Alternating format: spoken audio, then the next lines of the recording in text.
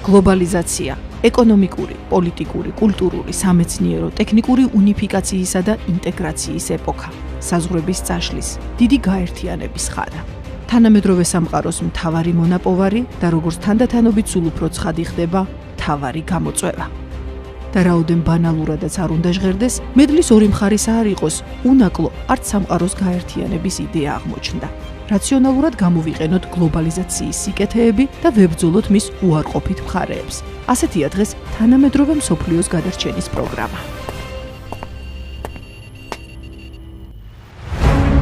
გლობალიზაციამ ბუნებრივია გავლენა იქონია მედიცინაზეც. მრავალ ფასდაუდებელ სიკეთესთან ერთად მასშტაბურმა პროცესმა არაერთი თავსატეხიც წარმოშვა, რომელთა გადაჭრაც უკვე თანამედროვე სამედიცინო სამყაროს ექცა გლობალურ პრობლემად. ყოველივე ამის შედეგია მედიცინის ახალი დარგის გლობალური ჯანდაცვის ჩამოყალიბება. დარგისა, რომლის მთავარი მიზანი გლობალიზაციის პროცესის ჯანდაცვის სფეროზე გავლენის შესწავლაა. პერსპექტიულ და მეტად საჭირო დისციპლინას მსოფლიოს წამყვან ქვეყნებში უდიდეს ყურადღებას უთმობენ.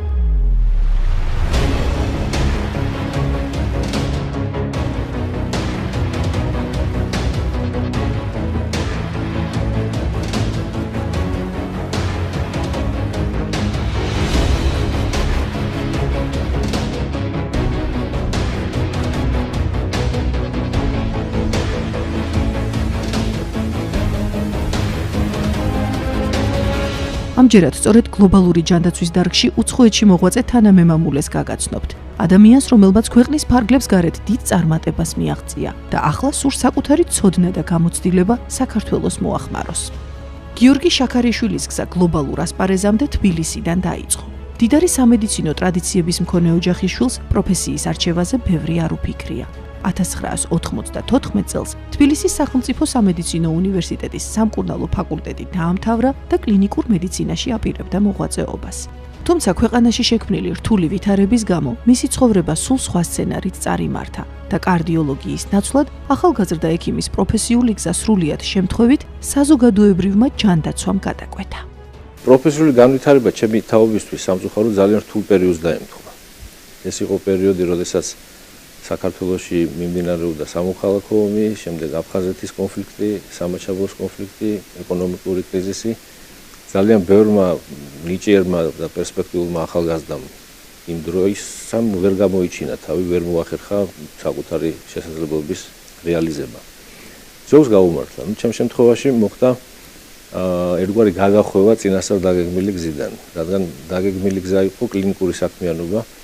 მე მომეცა შესაძლებლობა, რომ დამამთავრებელი კურსი სამედიცინო ინსტიტუტის გავატარე შეერთებულ შტატებში. და იქ მუშაობდი ინვაზიური კარდიოლოგიის განყოფილებაში. მსგავსი სამსახური მაშინ საქართველოში არ არსებობდა. ეს არის 90-იანი წლების შუა პერიოდი. ჩამოსვლის შემდეგ мотивация მქონდა, რომ საქართველოში შექმნილიყო მსგავსი სამსახური. მაშინ მე დავიწყე ურთიერთობა ევროპის კარდიოლოგთა ასოციაციასთან. მათ შემომთავაზეს კლინიკური მივლინება, სტაჟირება ინვაზიური კარდიოლოგიის მიმართულებით. მაგრამ სამწუხაროდ მოხდა ისე, რომ ევროპული ბიუროკრატიის გამო ეს საგრანტო პროგრამა შეჩერდა და ჩემთვის მოხდა ძალიან მნიშვნელოვანი დამთხოვა და დამთხოვა იყო ის, რომ სწორედ იმ დღეებში, როდესაც საბოლოოდ გაირკვა, რომ კლინიკური სტაჟირება აღარ გამოდიოდა, მე მიმიწვიეს ჯანდაცვის სამინისტროში აქ და მაშინდელმა მინისტრმა შემომთავაზა სამსახური. ეს იყო მსოფლიო ბანკი და საქართველოს მთავრობა მაშინ იწყებდნენ ერთობლივად ჯანდაცვის რეფორმის პროგრამას და მათ სჭირდებოდათ პროგრამის დირექტორი. მე მაშინ კარგად არ მქონდა წარმოდგენილი ეს რას ნიშნავდა, მაგრამ შემდეგ აღმოჩნდა, რომ ეს ნიშნავდა ძალიან დინამიური და ძალიან საინტერესო პროცესების ეპიცენტრში ყოფნას. პროცესები მართლაც დინამიურად და ძალზე საინტერესოდ ვითარდებოდა. დამოუკიდებელი საქართველოს სახელმწიფოებრიობის შენების პროცესში ენთუზიასტი პროფესიონალების საშუალებით ქართულ ჯანდაცვის სისტემასაც ეყრებოდა საფუძველი. დღევანდელი გადასახედიდან მე შემიძლია თამამად ვთქვა, რომ იმდროინდელი ჯანდაცვის რეფორმა, ეს არის საუბარი 95-16-17 წლები. თავისი შინაარსით, თავისი ნაირფეროვნებით, თავისი განხორციელების ეფექტურობით ნამდვილად უპრეცედენტო იყო. მაშინ საფუძველი ჩაეყარა ძალიან ბევრ მნიშვნელოვან სისტემას, მათ შორის სრულიად ახალი ჯანდაცვის დაფინანსების სისტემა, ასევე შეიქმნა თანამედროვე საზოგადოებრივი ჯანდაცვის სამსახური, შეიქმნა უწყვეტი სამედიცინო განათლების სისტემა და ბევრი სხვა. მე მაშინ ვიყავი ახალგაზრდა დამწყები პროფესიონალი, მაგრამ მე ბედნიერება მქვდაცილად, რომ მუშაობდი უფროს კოლეგებთან, რომელთაგანაც მე არამხოლოდ ვისწავლე ტექნიკური საკითხები, არამედ მე მათგან დავინახე ძალიან მნიშვნელოვანი რამ, რასაც ვერცერთ უნივერსიტეტში ვერ ისწავლე. ეს არის პროფესიული თავდადება და მე ნამდვილად ვფიქრობ, რომ ეს ხალხი იყვნენ პროფესიონალი და თავდადებული პროფესიონალები. უნდა წარმოიდგინოთ ის პერიოდი, ჩაბნელებული ქალაქი, გაყინული შენობა და გვიან ღამე ეს ხალხი პალტოებში ჩაცმული ქმნიდნენ უმნიშვნელოვანეს სტრატეგიულ დოკუმენტებს. პროფესიული ენთუზიაზმისა და თავდადების მაგალითებმა ჯანდაცვის რეფორმის სათავეებთან ყოფნამ სრულად განსაზღვრა მისი პროფესიული და არა მხოლოდ პროფესიული მომავალი. საქართველოში დაწყებული კარიერა მალევე ქვეყნის ფარგლებს გარეთ გააგრძელა. ასე გახდა გიორგი შაქარიშვილი ჯანდაცვის ორგანიზატორი და ასე გახდა ემიგრანტი. ბოსტონის უნივერსიტეტში საზოგადოებრივი ჯანდაცვის მაგისტრის, ხოლო ოქსფორდის უნივერსიტეტში დოქტორის სამეცნიერო ხარისხები მიიღო. სხვადასხვა დროს მუშაობდა ამერიკის შეერთებული შტატების დაავადებათა კონტროლის ცენტრში, მსოფლიო ბანკში და ჯანმრთელობის მსოფლიო ორგანიზაციაში. ამჟამად ჟენევაში მდებარე შიცის, ტუბერკულოზისა და მალარიის გლობალური ფონდის წამყვანი სპეციალისტია ჯანდაცვის სისტემების მიმართულებით. ამავე დროს არის მელბურნის უნივერსიტეტის გლობალური ჯანდაცვის სკოლის მოწვეული ასოცირებული პროფესორი და თბილისში ახლად დაარსებული გლობალური ჯანდაცვის ინსტიტუტის დამფუძნებელი. გლობალური ჯანდაცვა ეს ძალიან საჭირო პროფესიაა. ყველა სახელმწიფოს სჭირდება გლობალურ ჯანდაცვაში ტექნიკური კომპეტენციის, გარემოს დაბინძურება, კლიმატის ცვლილება, ინფექციების გავრცელება, ანტიმიკრობული რეზისტენტობა, მოსახლეობის მასობრივი მიგრაცია. ეს იმ რისკების არასრული ჩამონათვალია, რომელიც გლობალიზაციამ ჯანდაცვის მიმართულებით წარმოშვა. ბუნებრივია გლობალიზაციისგან მომდინარე პრობლემები არა ცალკეული ქვეყნების, არამედ მსოფლიო მოსახლეობის ჯანმრთელობას უქმნის საფრთხეს. შესაბამისად, გლობალურ დონეზე უნდა განხორციელდეს მათთან ბრძოლაც. გლობალიზაციის გლობალურ გამოწვევებთან გამკლავება. ასეთია გლობალური ჯანდაცვის მთავარი ამოცანა. ამ ამოცანის განხორციელება კი ცხადია შეუძლებელი იქნება, თუ პროცესში მთელი მსოფლიო არ ჩაერთო. ამას საუკეთესოდ თავად დარგის ექსპერტი აცნობიერებს. ამიტომ უკვე რამდენიმე წელია აქტიურად ცდილობს ამ პროცესებში საქართველოს ინტეგრაციასაც.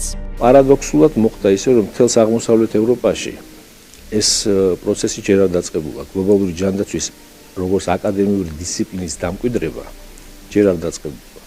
ამიტომ ერთ-ერთი ჩემი აქტივობა სწორედ ამ მიმართულებით არის მიმართული. ჩვენ ჩემს კოლეგებთან ერთად დავაარსეთ გლობალური ჯანდაცვის ინსტიტუტი, რომელმაც უკვე რამდენიმე პროექტი განახორციელა, მათ შორის იყო პირველი ქართულენოვანი სახელმძღვანელო, რომელიც ჯავახიშვილის სახელობის თბილისის სახელმწიფო უნივერსიტეტთან ერთად გამოვეცით. სულ ახალხან ჩვენ ჩავატარეთ გლობალური ჯანდაცვის ზამთრის სკოლა, სადაც 10 უნივერსიტეტის სტუდენტმა მიიღო მონაწილეობა. რამდენიმე თვეში ჩვენ ჩავატარებთ საზაფხულო სკოლას, რომელიც უკვე რეგიონალური მასშტაბის იქნება და 10 ქვეყნის სტუდენტები მიიღებენ მონაწილეობას და ეს საქართველოსაც დაეხმარება, რომ საქართველოს დაიმკვიდროს თავი როგორც ერთგვარმა რეგიონალურმა აკადემიურმა ჰაბმა გლობალური ჯანდაცვის სფეროში. საქართველო, როგორც ერთის მხრივ გლობალიზაციისგან მომდინარე რისკების ბუნებრივი ადრესატი და მეორეს მხრივ ამ რისკებთან ბრძოლის პოტენციური ლიდერი რეგიონში. ამგვარი მოცემულობაა დღეს ჩვენს წინაშე. მოცემულობა, რომელიც გამოცდილ ექსპერტს სამშობლოსთან მიმართებით მრავალმხრივ პერსპექტივას უსახავს. საქართველო, ისე როგორც ნებისმიერი სხვა სახელმწიფო, ძალიან ჩაფლულია გლობალიზაციის პროცესებში. განსაკუთრებით ბოლო 20-30 წლის განმავლობაში გლობალიზაციის მაქსიმალური აქსელერაცია მოხდა. რა თქმა უნდა, ზოგადად გლობალიზაციამ ბევრი სარგებელი მოუტანა კაცობრიობას, მაგრამ მანამ ასევე წარმოშვა ერთწოდებული გვერდითი ეფექტები, რაც ჯანმრთელობას ავნებს. ამიტომ გლობალური ჯანდაცვა როგორც პროფესია არის უმნიშვნელოვანესი იმ თვალსაზრისით, რომ ერთი ქვეყანამ მოახერხოს საკუთარი მოსახლეობის ჯანმრთელობის დაცვა გლობალიზაციის მიერ გამოწვეული რისკ ფაქტორების მიმართ და მეორე არანაკლებ მნიშვნელოვანი ქვეყანამ მოახერხოს აქტიური და ეფექტური კოოპერაცია სხვა სახელმწიფოებთან, რადგან არც ერთ სახელმწიფოს ცალკეულს არ ძალუძს გლობალიზაციის მიერ გამოწვეულ რისკ ფაქტორებთან შეჭიდება. ამიტომ საქართველო არის მონაწილე ამ პროცესების და ამისთვის საქართველოს სჭირდება ტექნიკური კომპეტენცია იმისთვის, რომ ეფექტური მონაწილეობა მიიღოს საერთაშორისო კოოპერაციაში. ამისთვის კი დიდი ძალისხმევაა საჭირო. გლობალური ჯანდაცვა ხომ გაცილებით მეტია ვიდრე მედიცინის ერთი მიმართულება. ის თავის თავში აერთიანებს ჯანდაცვას, პოლიტიკას, საერთაშორისო ურთიერთობებს, ეკონომიკას, ეკოლოგიას, სოციოლოგიას, დიპლომატიას. ხოლო რადგან გლობალიზაციის გამოწვევებთან გამკლავება მხოლოდ მულტიდისციპლინარული მიდგომითაა შესაძლებელი, დარგის აღორძინებაზე ზრუნვაც მრავალმხრივი, კომპლექსური უნდა იყოს. სახელმწიფო გამოიცა 2017 წლის მეორე ნახევარში. ამავე პერიოდში ჩვენ დავიწყეთ თანამშრომლობა თბილისის სახელმწიფო უნივერსიტეტთან და მათთან ერთად მოვამზადეთ სასწავლო კურსი, რომელიც უკვე ისწავლება საზოგადოებრივი ჯანდაცვის დოქტორის პროგრამის ფარგლებში. მომავალი წლიდან უნივერსიტეტი გეგმავს კურსის სწავლებას ასევე სამაგისტრო პროგრამის ფარგლებშიც. სხვა უნივერსიტეტებმა გამოხატეს ინტერესი, კონკრეტული პროექტი ჯერ არ არის, მაგრამ მიმდინარეობს დიალოგი უნივერსიტეტებთან. სხვა შორის ზამთრის სკოლის კონტექსტში ჩვენ ასევე განვახორციელეთ ეგრეთ წოდებული ვერქშოპი, სამუშაო შეხვედრა, სადაც 5 უნივერსიტეტის წარმომადგენლები იყვნენ მოწვეულნი, იყო ასევე დაავადებათა კონტროლის ცენტრი, იყვნენ ჩვენი უცხოელი პარტნიორები და ჩვენ პირველად შეთანხმებას მივახციეთ იმაზე, რომ რამდენიმე უნივერსიტეტი და ჩვენი გლობალური ჯანდაცვის ინსტიტუტი ერთობლივად შექმნიან გლობალური ჯანდაცვის ცენტრს, რომელიც იქნება სათანამშრომლო პლატფორმა. ეს არ იქნება ერთ რომელიმე უწყებასთან დაკავშირებული სტრუქტურა, ეს იქნება თანადაფუძნებული სტრუქტურა, რომელიც თავს მოუყრის სხვადასხვა უნივერსიტეტების და სხვადასხვა ორგანიზაციების წარმომადგენლებს, რომლებიც სხვადასხვა სახის კომპეტენციას თავს მოუყრიან ერთად და ეს იქნება მულტიდისციპლინარული მუშაობის ერთგვარი პლატფორმა. ეს საზაფხულო სკოლა, რომელსაც გვეუბნებთ, იქნება პირველი ამგვარი პროექტი, სადაც რეგიონის 10 ქვეყნიდან მივიღებთ ჩვენ სტუდენტებს და ეს უკვე სასტარტო პოზიციას მოგცემს იმისთვის, რომ საქართველოს თავი წარმოაჩინოს როგორც ლიდერმა, მაგრამ შემდგომში თუ კი მოხდება რამდენიმე აკადემიური უწყების მიერ გლობალური ჯანდაცვის აკადემიური ცენტრის დაარსება, ამ ცენტრს მიეცემა შესაძლებლობა მიიღოს ევროკავშირის ეგიდით სხვადასხვა საფინანსო დაფინანსების სისტემებში და პროგრამებში მონაწილეობა. და სხვა შორის ევროკავშირის ძალიან ბევრი პროგრამა აქვს, რომლებიც აკადემიური განვითარების კუთხით აფინანსებენ პროექტებს და გლობალური ჯანდაცვა ერთ-ერთი პრიორიტეტია. ეს გეგმებია, რომლებსაც ჩვენ ნელ-ნელა ნაბიჯ-ნაბიჯ მივყვებით და ვფიქრობ, რომ მიმართულება საკმაოდ პერსპექტიულია. სხვა შორის ზამთრის სკოლამ გვაჩვენა, რომ ძალიან ბევრი, ძალიან ნიჭიერი და ძალიან მოწადინებული ახალგაზრდა, რომლებიც დაინტერესდნენ ამ სფეროთი და არის ერთგვარი ძირითადი ესეთი სამუშაო ჯგუფი, ნიჭიერი ენთუზიასტით ახსავსი ახალგაზრდებისა, რომლებთან მუშაობაც პირველ რიგში სასიამოვნოა და მეორე ერთი სასარგებლო იქნება. ამჟამად გლობალური ჯანდაცვის ინსტიტუტი ინოვაციურ პროექტზე მუშაობს. ეს არის ვირტუალური რეალობის ტექნოლოგიის გამოყენებით გლობალური ჯანდაცვის საგანმანათლებლო პროგრამებში გამოცდილებაზე დაფუძნებული სწავლების მეთოდის დანერგვა.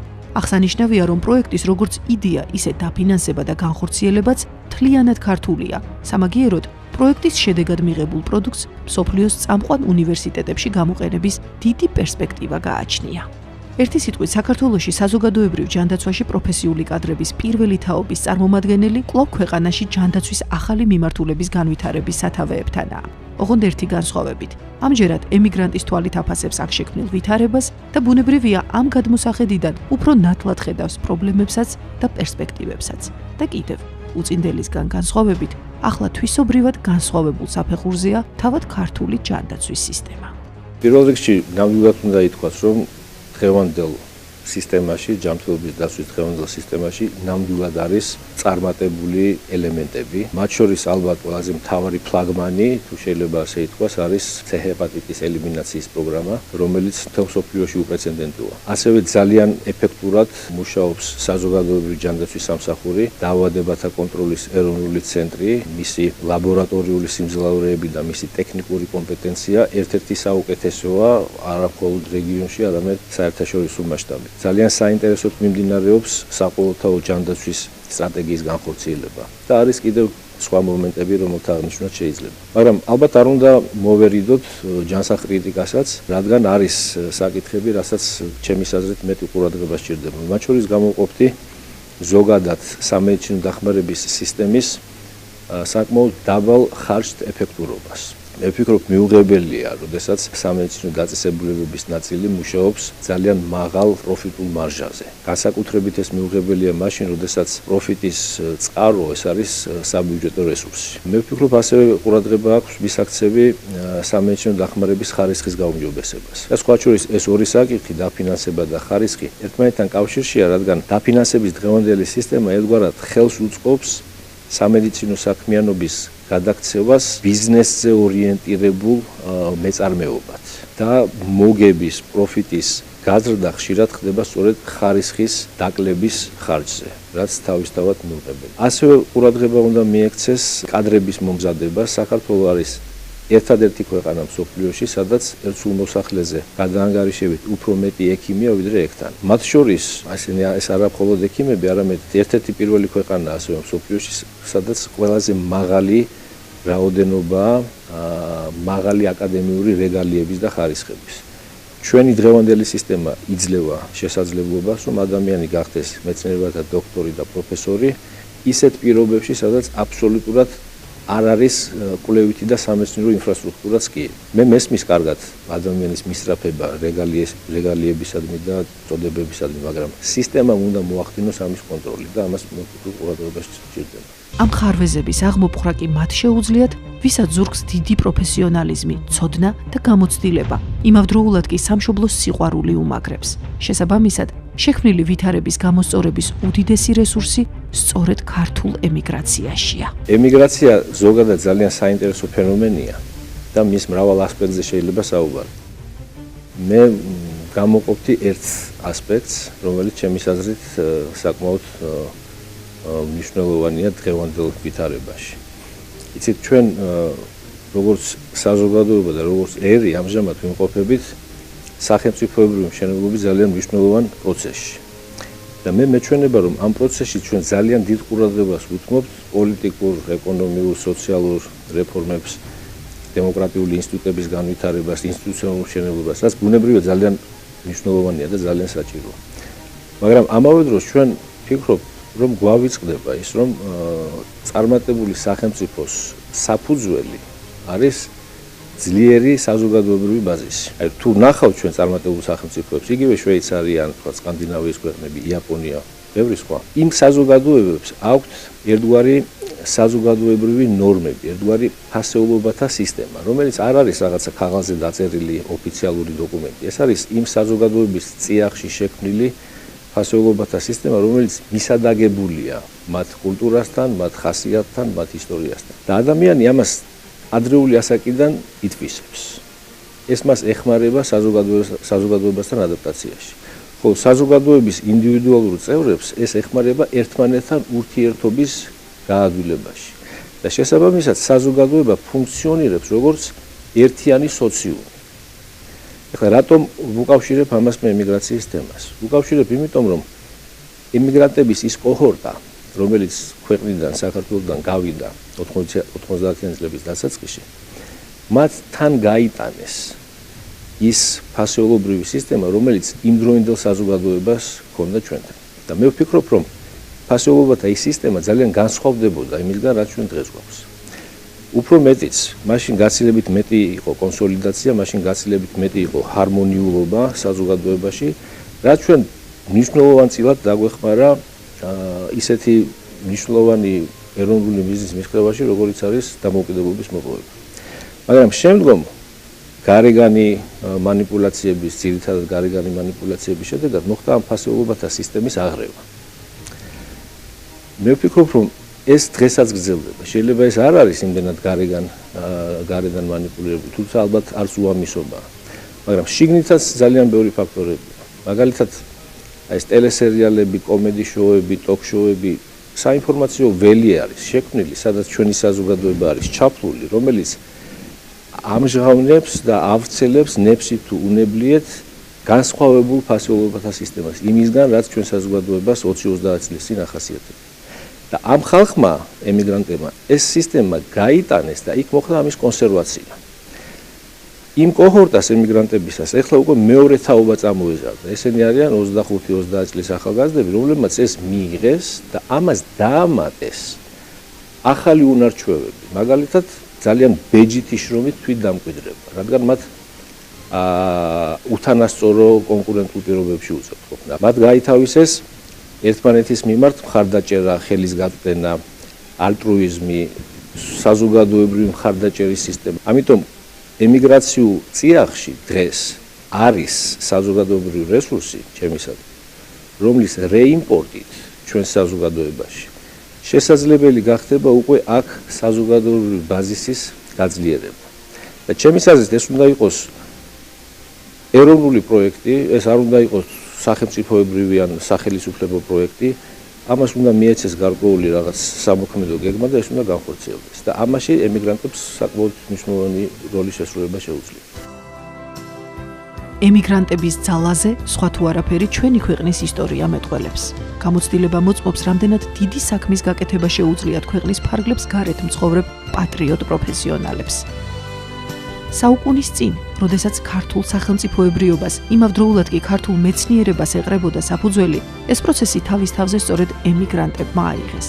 საზღვარგარეთ შექმნილი წარმატებული კარიერა, უზრუნველი ცხოვრება უთრტვინველად დატოვეს და საკუთარი ქვეყნის შენებას ჩაუდგნენ სათავეში. ალბათ ამჯერადაც ქვეყნის განვითარების მნიშვნელოვანი სიმძიმე სწორედ ემიგრანტებმა უნდა იტვირთონ.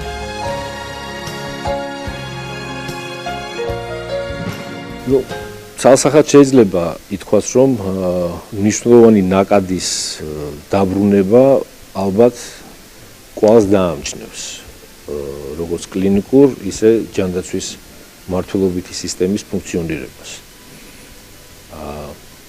რა თქმა უნდა, ამას სჭირდება ორგანიზება და ძალიან ბევრი ფაქტორია გასათვალისწინებელი, თუ როგორ შეიძლება ეს გაკეთდეს. მაგრამ ერთი ნიუანსია, რომელიც ჩემის აზრით ძალიან საინტერესოა და ამ შემთხვევაში შეიძლება სასარგებლოც კი იყოს. ნიუანსი მდგომარეობს იმაში, რომ აი ეს კოჰორტა, რომელზედაც მე ვსაუბრობ, ხალხი, რომლებიც 90-იან წლების დასაწყისიდან გავიდნენ საზღვარგარეთ, ყველა ემიგრანტს გარკვეული ფაზები აქვს ემიგრაციაში ცხოვრებისთვის. პირველი ფაზა, რომელსაც მე პირობითად ვუწოდებდი თვითდამკვიდრების ან დაფუძნების ფაზა, ეს ძალიან რთული ფაზაა. ამ დროს შენ გჭირდება არა მხოლოდ თქვათ განათლების დამთავრება და პროფესიული კარიერის განვითარებაზე ფიქრი, არამედ ამის პარალელურად გჭირდება ყოფითი საკითხების მოგვარება, გჭირდება სოციალური წრის შექმნა, ბავშვები პატარები არიან და მას სჭირდებათ ყურადღება. ამიტომ პირველი თქვათ 5, 7, 10, ზოგჯერ 12 წელი ძალიან რთულია. მაგრამ ძალიან დიდმა რაოდენობამ ემიგრანტებისა ეს პერიოდი უკვე განვლო. და ამის შემდეგ იწყება თქვათ პირობითად მე მას ვუწოდებდი სტაბილურობის ფაზა.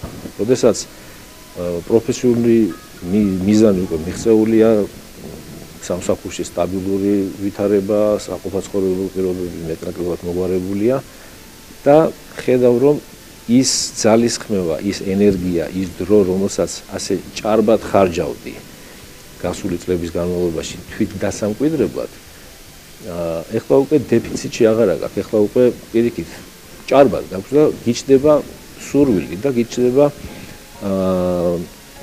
გიჩნდება სურვილი იმისთვის, რომ ეს ენერგია და ეს დრო მიმართო უკვე რაღაც ახლის გასაკეთებლად. აი თუ მოხერხდება ასპარეზის შექმნა იმისთვის, რომ ამ დროის და ამ ენერგიის მიმართვა მოხდეს საქართველოს სასარგებლოდ, რა თქმა უნდა, მაშინ ეს თანხმედრი, ასე ვთქვათ, მიმართულებები იქნება და ამის გაკეთება შესაძლებელია. უფრო მეცაც გეტყვით, მე ვფიქრობ, რომ ხშირ შემთხვევაში მატერიალური მხარე არ არის მთავარი, ესე იგი ადამიანის ჩამოსვლის მოტივაცია არ არის მატერიალური კეთილდღეობის გაუმჯობესება. რადგან ისე გამეორდები იმ ემიგრანტებმა, რომლებმაც წარმატებით განვლეს დაფუძნების ფაზა და ეხლა იმყოფებიან ეგრეთ წოდებულ სტაბილურობის ფაზაში, მათ საკმარისი, ასე ვთქვათ, მატერიალური უზრუნველყოფა აქვთ იმისთვის, რომ мотивაცია, მათი მთავარი мотивაცია არ იყოს აქ კეთილდღეობის კიდევ უფრო გაუმჯობესება. მათ ნამდვილად პირველ რიგში ნოსტალგია, მეორეს ერთი სურვილი იმისა, რომ იყვნენ სასარგებლონი. ამიტომ ასპარეზის შექმნის თვალსაზრისით ლიმიტირებული მატერიალური შესაძლებლობები რაც აქ არის, დაბრკოლება არ უნდა იყოს. და ბოლოს, წარმატებული ემიგრანტის პირადი ცხოვრება. ოჯახი, რომელთანაც გიორგი შაქარიშვილი მთელ თავისუფალ დროს ატარებს. მეუღლე ეკა ასათიანი, ამერიკაში ლიცენზირებული ჰემატო-ონკოლოგია. კლინიკური რეზიდენტურა ატლანტაში, ემორის უნივერსიტეტში გაიარა. შემდეგ ვაშინგტონში, ჯორჯთაუნის უნივერსიტეტის ონკოლოგიურ ცენტრში მუშაობდა. ამჟამად ფარმაცევტულ ინდუსტრიაში მოღვაწეობს და ახალი ონკოლოგიური პრეპარატების კლინიკურ კვლევებს აწარმოებს. ვაჟი ნიკა შაქარიშვილი ედინბურგის უნივერსიტეტის ბიოსამედიცინო მეცნიერებათა ფაკულტეტის მესამე კურსის სტუდენტია. დაინტერესებულია ნეირომეცნიერებით და სწავლის გაგრძელებას სამედიცინო სკოლაში გეგმავს, რათა ოჯახური სამედიცინო ტრადიცია განაგრძოს და ოჯახის მეხუთე თაობის ექიმი გახდეს. ქალიშვილი 9 წლის ნატაკი ჟენევის საერთაშორისო სკოლის მეოთხე კლასში სწავლობს. აინტერესებს უცხო ენები, უკვე თავისუფლად საუბრობს ფრანგულად, ინგლისურად, რუსულად და ამჟამად იტალიურს ეუფლება. დიდ დროს უთმობს სპორტულ აქტივობებსაც, თუმცა ინტერესის მთავარი სფერო მისი ახალი 4 ფეხა მეგობარი ველშტერიერი ტობია. ასეთი გახლავთ გიორგი შაქარიშვილი. მისი ხედვა, მიზნები, ამოცანები, განსახორციელებელი გეგმები, ჯანდაცვის ორგანიზატორი, საინტერესო წარსულით და კიდევ უფრო პერსპექტიული მომავლით. წარმატებული ემიგრანტი გლობალური ტრიბუნიდან გლობალურ ჯანდაცვაზე და საკუთარი ქვეყნის განვითარებაზე ზრუნვას განაგრძობს. საგულისხმოა, რომ გლობალიზაციის ეპოქაში მას შეძლო მთავარი, გამხდარიყო მსოფლიო მოქალაქე ისე, რომ არ დაეკარგა ეროვნული იდენტობა, ავთენტურობა. ქვეყნის ფარგლებს მიღმა საქართველოდან შორს ეკეთებინა ქართული საქმე. აკი როგორც ჩვენი თანამემამულე იტყო და პატრიოტიზმიც ხომ სწორედ პროფესიონალიზმია. ის პროფესიონალიზმი, რომელსაც სამშობლოს ახმარ.